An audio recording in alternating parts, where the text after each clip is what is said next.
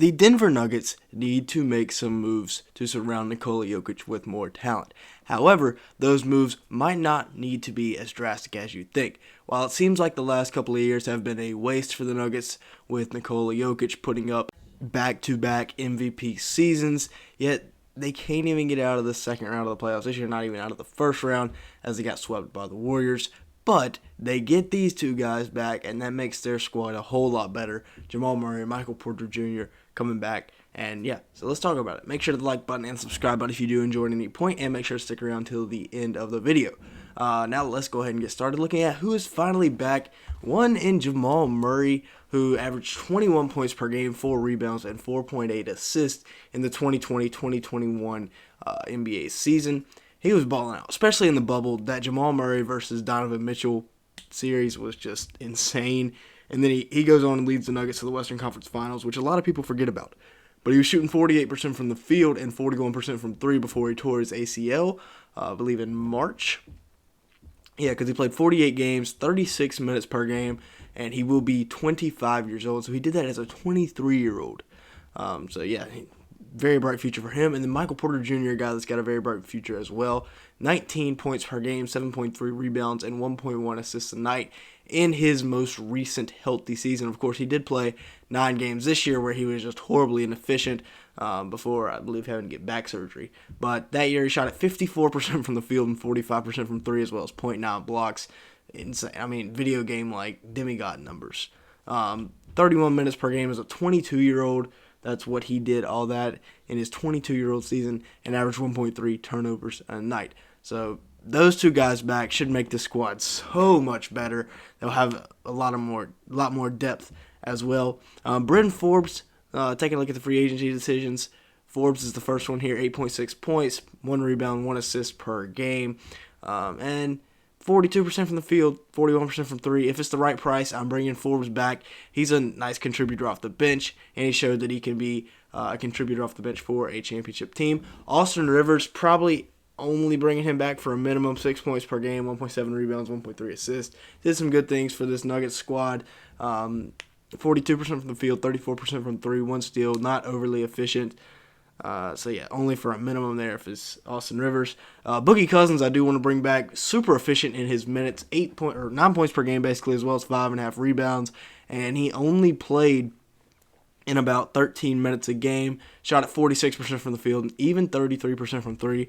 And then Fukando Campazzo, I believe is how you pronounce it, 5 points per game and 3.8 assists in his season this year. I don't know if I'm bringing Campazzo back. Now let's take a look at the draft and some guys that they could take with their 21st overall selection.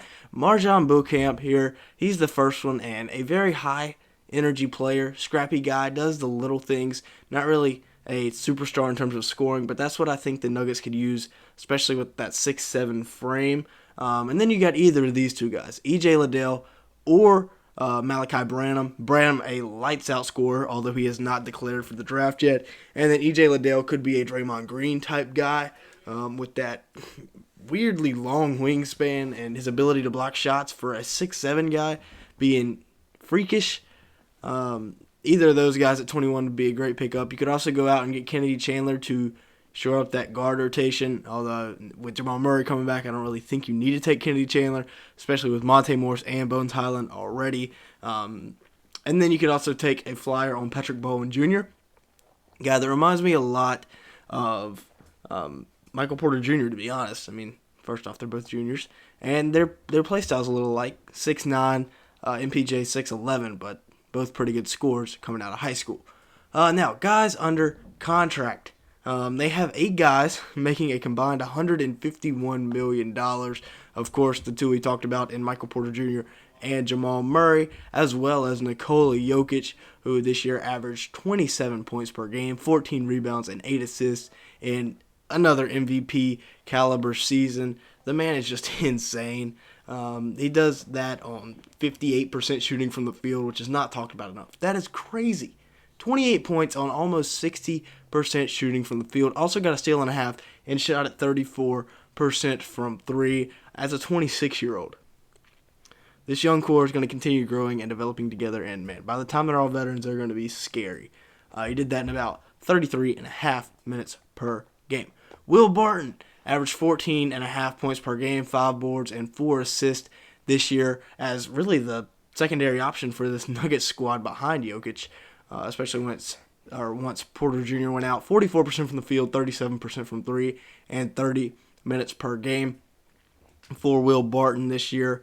And him coming back again, he'll probably go back to his role off the bench, where as a 31-year-old, he played in 71 games this year, 1.8 turnovers, but probably about 60 or so of those were as a starter.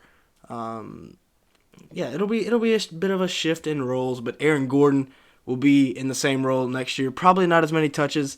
His points per game will probably drop from his 15, 16 that he averaged this year down a little bbit, but 6 rebounds a game as well for him. And he shot at 52% from the field and 34% from three while only having 1 turnover. That's a pretty good season for a guy like Aaron Gordon, who is really more of a role player than a primary scorer. Still only 26 years old, he's one of the younger guys, really.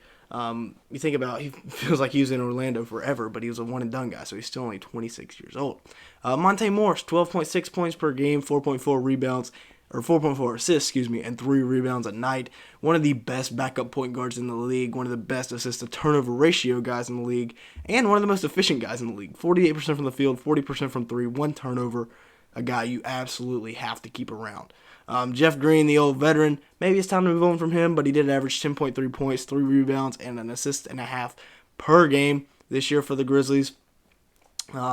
His shooting splits his field goal percentage was good at 54%, only 32% from three, though, as a 35-year-old. And then Bones Highland here, the rookie, averaging 10 points per game, 2.7 rebounds, and 2.8 assists a night. A very efficient rookie season for Highland as he shot it 41% from the field, 37% from three, and only averaged 1 turnover per game. That's really, really good stuff there from their, 22nd or 24th overall draft, later second round draft pick. Zeke Naji, super efficient, 6.6 points per game, 52% from the field, 46% from three. Maybe you look to get him some more touches next year. With that being said, that's going to be it for today's video. Please make sure to like button and subscribe button if you did enjoy at any point. Obviously, if you made it to this far in the video, you enjoyed something. So make sure to the like button, hit the subscribe button, leave a comment if you enjoyed. And with that being said, thanks so much for watching today's video.